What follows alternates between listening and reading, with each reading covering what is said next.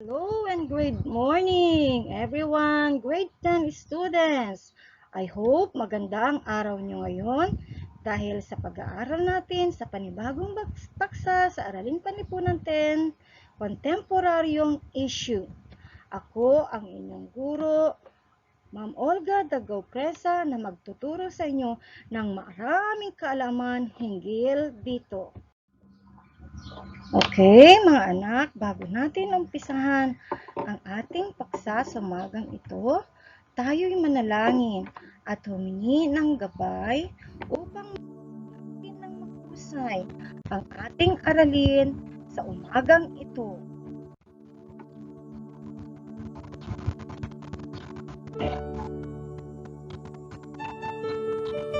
Panginoon, maraming salamat po sa ibinigay ninyong panibagong pagkakataon upang kami ay matuto. Salamat sa pagkakataong maipatuloy namin ang aming pag-aaral sa kabila ng mga pagbabagong dulot na kinakaharap naming pandemya. Gabayan ninyo kaming lahat na mag-aaral upang malinang ang aming isipan at maunawaan ng lubos ang anumang leksyon na itinuturo sa amin. Gabayan din naman ninyo ang aming mga guro na patuloy at walang sawang nagbibigay inspirasyon at gumagabay sa amin sa kabila ng kinakaharap naming pagsubok. Sa iyo ang kaluwalhatian at aming pagsamba, Panginoon naming Diyos, sa pangalan ng iyong anak, na aming tagapagligtas. Amen.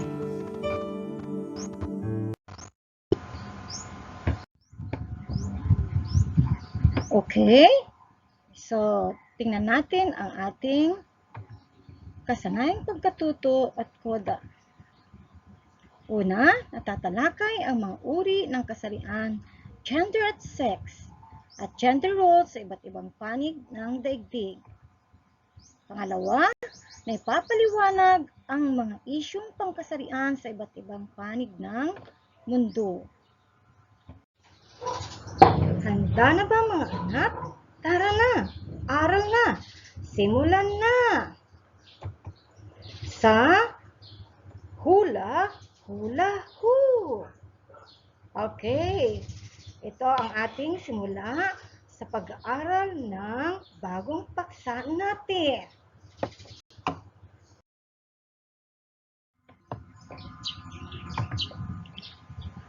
Kaninong simbolo ito? Okay, pansinin ang simbolong ito, pati ang lahat ng kulay nito o nakapalibot dito. Ano kaya ang simbolong ito? Sige na mga anak. Very good mga anak. Ang unang simbolo ay para sa, wow, ang ganda. Okay, yan ay para sa mga babae. Kaninong simbolo naman itong sunod? Okay. O kaiba kanina sa una, 'di ba? Pansinin din ang kulay upang higit na unawaan ito. Kanino ito? Ang husay, ito ay gwapo. Therefore, ang simbolong ito ay para sa mga lalaki. Oh, ito naman, mga anak. Kaninong simbolo ito? Pansinin. Kanina, isa. Isa. Ang pangalawa din. Ang pangatlong simbolo na ito. Tingnan ninyo, nagkaroon ng tatlo. Pansinin din ito. Ano kaya ang tinutukoy ng simbolong ito? Mahusay, mga anak. Ang tinutukoy ng simbolo ay, okay, tingnan ang larawan. Ito ay ang mga transgender. Napakahusay talaga ng ating mag-aaral na grade 10. Palakpakan naman dyan. Suriin mabuti ang larawan. Ano ang inyong nakikita? Ano ang inyong napapansin? Okay. Suri, suri, suri. Galaw, galaw, galaw dyan. Isip, isip dyan. Alright, class. Mula sa pinakita kong larong hula-hula-hoo, ano kaya ang paksa natin sa umagang ito? Ganon din sa pinasuri kong larawan. Tungkol saan ang ating paksa, mga anak? Sige nga, ito ay tungkol sa very good. Tunay ngang magaling ang grade 10. Ito ay hinggil sa konsepto ng kasarian. Okay. Ano nga ba ang konsepto ng kasarian? Ang mga sumusunod na gawain, ginawa para lalong malinang ang kakayahan, mapalawak ang kaisipan, at magkaroon ng pag-unawa tungkol sa mga issue sa sexual orientation at gender identity ang mga mag-aaral sa Araling Panlipunan 10. Sa pamamagitan nito, mauunawaan ng mga mag-aaral ang kalagayan ng mga taong napapabilang sa lesbian. Ano pa? Gay. Ano pa? Bisexual, transgender, queer, at maiiwasan ang social discrimination sa mga napapabilang sa mga grupong ito ng mga tao. Kung may mga katanungan later kayo mga anak sa paksa natin, i-post lamang ninyo sa ating group chat. Diba may group chat tayo?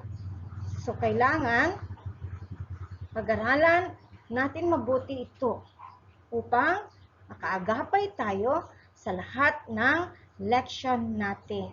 Alright, very good mga anak. Sa pangalawang gawain natin na tinawag na timbangin natin. Okay, pansinin ang larawan mga anak. Okay, mula dyan sa larawan na yan na inyong susuriin, masasagot nyo ng mabuti, ng mahusay, ang mga katanungan hinggil dito. Kaya sabi ko, muli, pansinin ang larawan, ang gawain na pinamagatang timbangin natin. Alright, nasuri na ang larawan na pinamagatang timbangin natin. Okay, atin namang sagutan ang mga katanungan hinggil dito.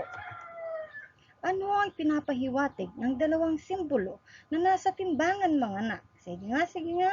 Dali. Okay. Ang lalaki at babae. Ang siyang nasa timbangan. Pangalawang katanungan. Sa iyong palagay, mayroon kayang hindi napabilang sa representasyon na pinahihiwatig na larawang ito? Sino mga anak? Sige nga, Jaylen. What do you think? Very good. Ang hindi napabilang ay ang transgender o pangatlong simbolo kanina na ipinakita ko mula sa hula-hula-hoo. Alright, sa pangatlo naman, ano sa palagay mo ang pangkalahatang mensahe ng larawan? Sige nga, ikaw nga, Marie Chris. Okay, mahusay Marie Chris. Dahil ang sagot ni Marie Chris ay dapat mayroong pagkapantay-pantay. Okay, ang huhusay ng grade 10. Alright, dahil sa pagbanggit natin kanina sa salitang kasarian, atin naman ngayon alamin, class. Mula sa kasarian, ano ba ang tinatawag na sex? Ano ba ang tinatawag na gender? So alamin din natin sa umagang ito ang pagkakaiba nito. Okay, gender. Ano ang gender? At ano ang sex? Okay, ang gender ay tumutukoy sa mga panlipunang gampanin, kilos at gawi na itinakda ng lipunan para sa mga babae at lalaki. Samantalang ang sex ay tumutukoy sa biyolohikal na katangian na taglay ng isang tao simula nang siya ay pinanganak at maaari lamang ito mabago kung dadaan na sa isang operasyon ang tao na ito ay para baguhin ang kanyang kasarian. Okay, so tandaan ang pagkakaiba ng gender at sex. Okay? Para higit ninyong maintindihan ang pagkakaiba ng sex at gender. Okay, Biologically speaking, ang sex ay mayroong tinatawag na internal at external organs. Mayroon din itong tinatawag na chromosomes, hormonal profiles. Okay, so yan ang sex, mga anak. What about gender? Okay, gender means culturally that characteristics a society or culture delineates as masculine or feminine. So, ang lipunan, mga anak, ang nagtatagda sa gawi at kilos ng isang tao. Ito ba ay babae o ito ba ay lalaki? Yan ang gender. Naintindihan na ang pagkakaiba ng sex at gender? I hope so, kasi sabi ko nga, magagaling, marurunong ang grade 10. Hindi ba, Val? Alright, very good, grade 10. Okay, another, mga anak. Okay, sa sex at kasarian, ang babae ay may buwan ng regla. Tama? Alright. Sa Estados Unidos, may mga babae na mababa ang kita kaysa sa lalaki. Okay, sa Estados Unidos yan. Okay. Sa sex, may bayag ang lalaki. Sa Vietnam, mas maraming lalaki ang naninigarilyo. Okay, Vietnam lang kaya? Okay. Sex, ang babae ay may suso at ang suso nila ay may gatas. Sa Saudi Arabia, hindi maaring magmaneho ang babae. O, tingnan ninyo. Another, mas malaki ang buto ng kalalakihan. O kaya't ang mga kalalakihan ang siyang dapat daw magtrabaho. Okay. Sa maraming bansa, ang gawaing bahay ay ginagawa ng babae. Okay. Kaya, ang lalaking nagtatrabaho, ang babae ay nasa bahay. Okay.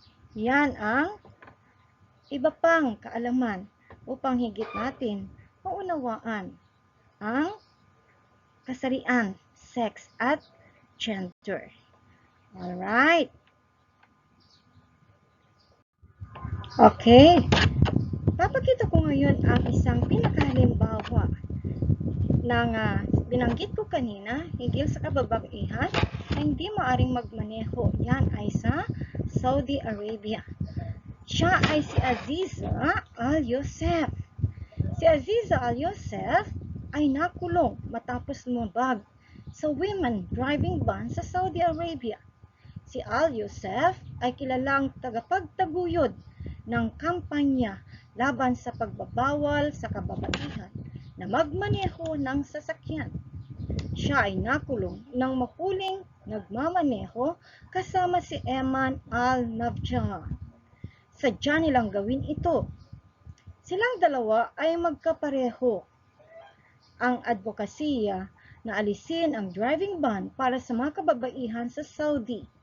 Matapos nilang pumirma sa isang kasunduan na hindi na nila ulit ito gagawin, sila ay nakalabas ng kulungan. Kasi sa Saudi Arabia na bawal, nasa batas nila na ang mga kababaihan ay bawal magmaneho. Okay, so yan ang isa sa pinakahalimbawa ng pagkakaiba ng sex and gender sa kasarian. Sunod, mga anak, anong pagkakaiba ng sexual orientation at gender identity or SOGI? Okay. Sexual orientation. Tumutukoy sa kakayahan ng isang tao na makaranas ng malalim na atraksyong affectional, emotional, sexual, at ng malalim na pakikipagrelasyon sa taong ang kasarian ay maaaring katulad ng sa kanya, iba sa kanya, o kasariang higit sa isa. Paigalang Yogyakarta. Okay, yan ang sexual orientation. Gender identification. Kabilang ang personal na pagtuturing niya sa sariling katawan na maaring mauwi kung malayang pinipili sa pagbabago ng anyo o kung ano ang gagawin sa katawan sa pamamagitan ng pagpapaopera, gamot, o iba pang paraan at iba pang ekspresyon ng kasarian kasama na ang pananamit, pagsasalita at pagkilos. Okay, yan ang gender identification. Alright, nabasa ninyo kanina ang pagkakaiba ng sexual orientation at gender identification. Para higit natin maunawaan ito, okay, meron tayong tatlong uri ng sexual orientation.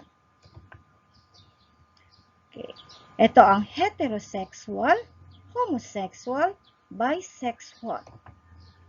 Heterosexual, ibig sabihin, kung ikaw babae, ang inyong kapareha ay dapat lalaki.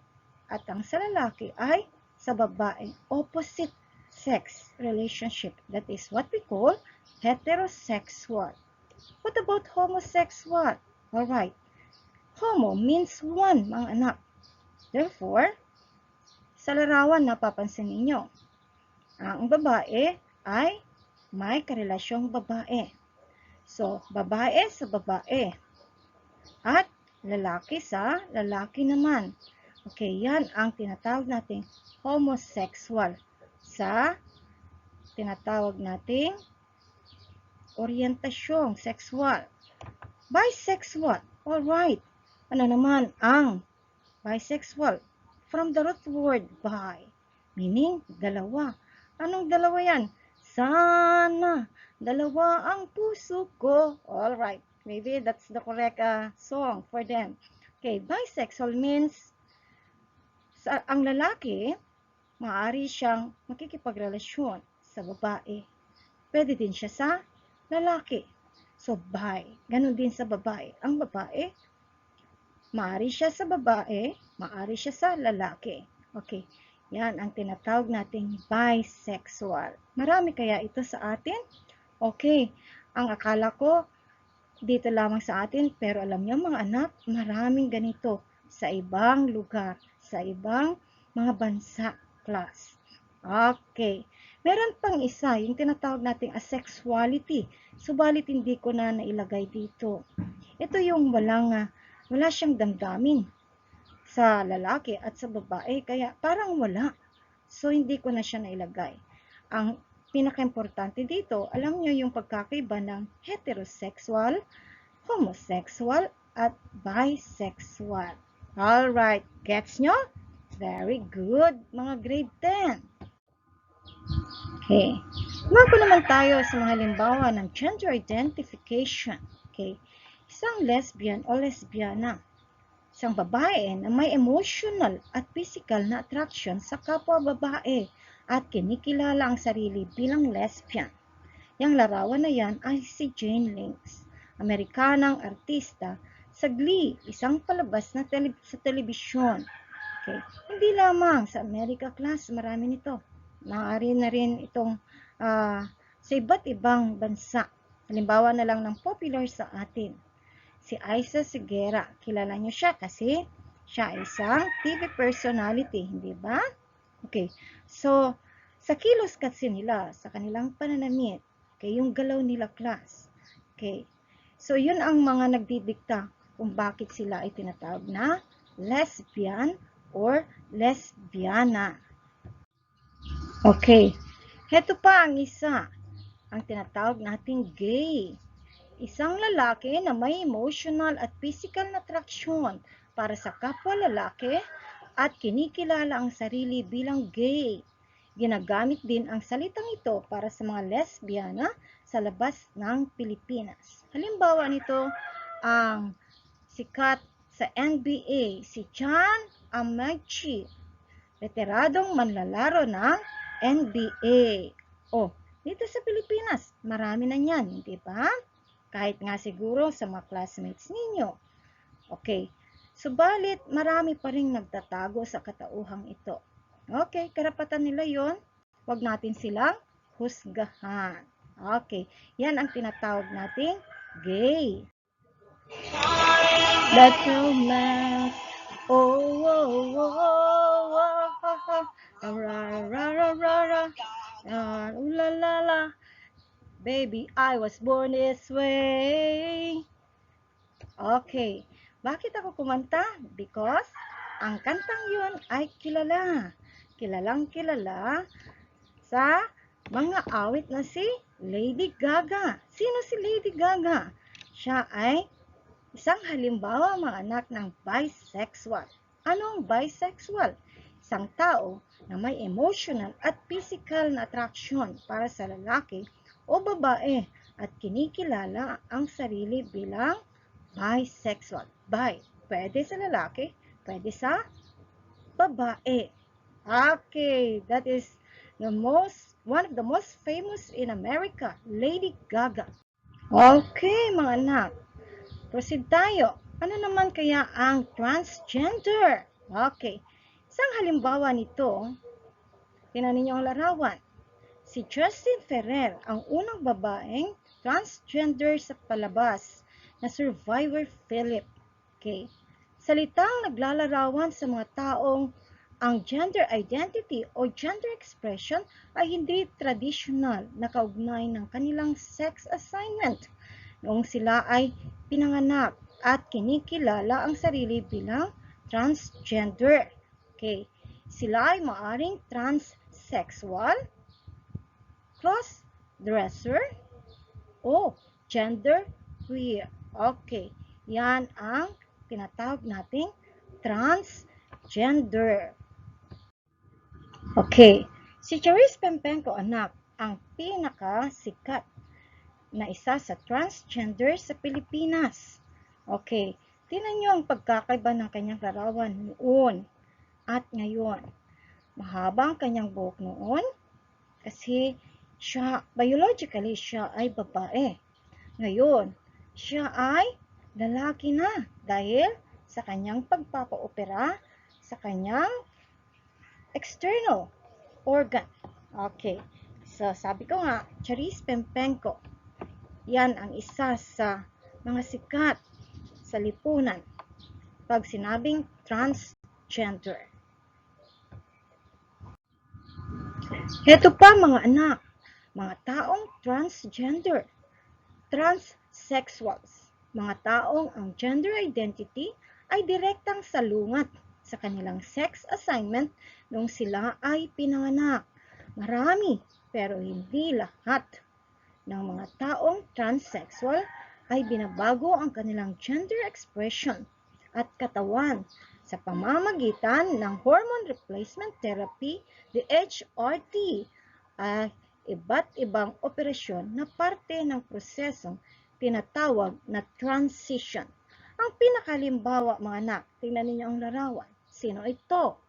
Siya ang sikat na TV personality noon na ngayon ay isang entrepreneur dahil sa kanyang business na cosmetics mga anak. Siya ay si Bibi Gandang Hari. Okay, yan na ang katawagan niya. Noon, siya pa ay tinatawag na sikat dahil siya ay, ang family niya ay galing sa sikat din ng mga artista. Siya si Rostom Padilla noong hindi pa siya isang transgender. Okay, Bibi Gandang Hari. Oh, sino sa inyo ang Bibi Gandang Hari? Meron? Okay.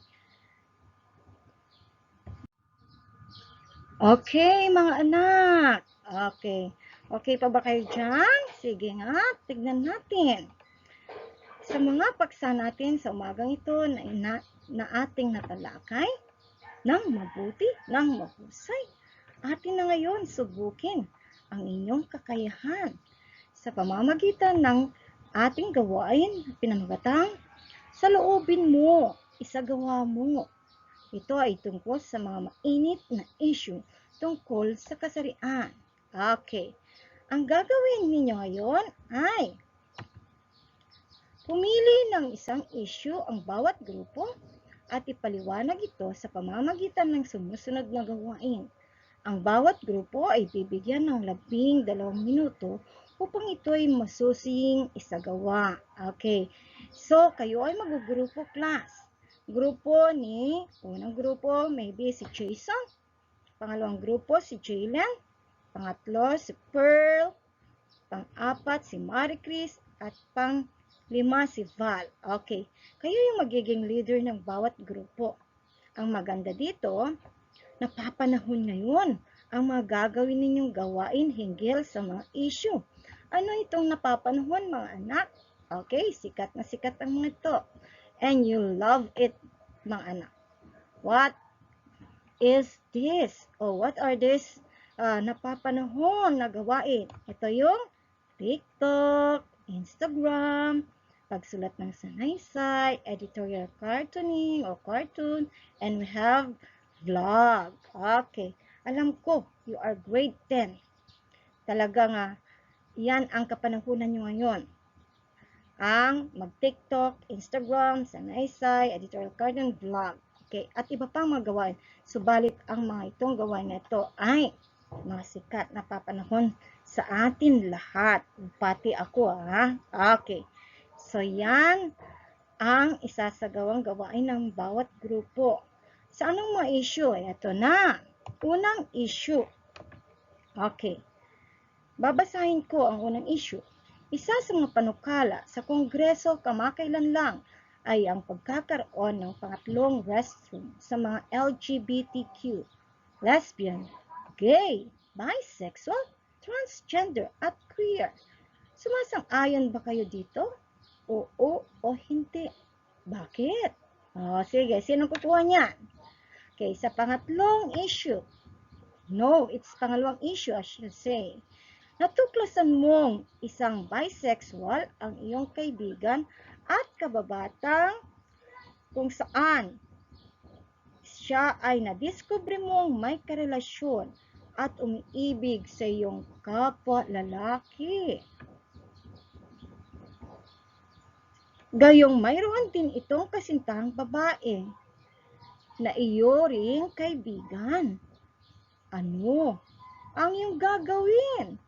Isusumbong mo ba siya sa iyong kaibigang babae?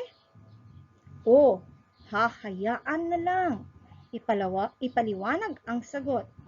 Sino ang kukuha niyan? Maganda ang isyong yan. For the third issue, ang pagtutuli sa mga kalalakihan ay isa sa mga tradisyonal at kultura at maging biblical na kasanayan o practice sa Pilipinas at sa iba pang panig ng mundo. Sa iyong palagay, isa ba itong uri ng genital mutilation sa mga kalalakihan? Okay, alam niyo ninyo kung ano ang isyong yan hinggil sa genital mutilation. So, kung meron sa babae, meron din kaya sa kalalakihan? Okay, yan ang pangatlong issue. For the fourth issue, okay, bakit kaya magkaibang pagtingin at pagtanggap ng mga tao sa iba't ibang sulok ng mundo sa mga miyembro ng LGBT? Ano-ano kaya ang mga dahilan? Sige, kunin mo ito. Anong grupong ito? Okay, for the last but not the least na issue, sa realidad, bakit lubusang nakakamit ng isang lipunan ang tinatawag na gender equality o pagkapantay-pantay sa mga karapatan, tungkulin, kahalagahan at iba pang aspeto sa mga o maging anuman ang kasarian ng isang tao? Okay, sino ang kukuha ng number 5 issue? Sige, okay, kahit anong issue ang kukunin ninyo, lahat ito is maganda. Okay, lahat ito is napapanahon kung saan maaari nyong i-check siya anumang gawain sa TikTok, sa sanaysay, vlog, Instagram. Okay, so para maging TikTokers. Okay, go, go, go!